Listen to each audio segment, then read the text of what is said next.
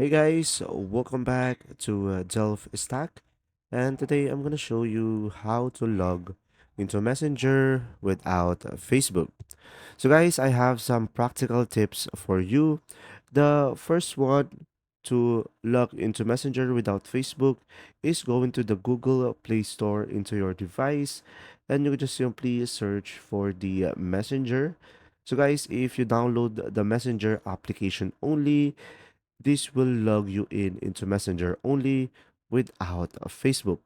So guys, the Messenger is a platform where you can chat your friend, and once you open up your Messenger, of course, just simply sign in into your account, and from this app you should be able to only see the people who message you. But somehow, if you really want to have no Facebook, of course, you could just simply first deactivate your Facebook account. And once you have deactivate your Facebook account, you could just simply go back to the Messenger and sign in into your Messenger account. And pretty much from here, you will only have the Messenger application, and you will not have Facebook if you deactivate it.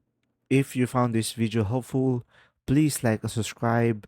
And if you have any questions, just simply go ahead and comment down below, and we will do our best to answer them all.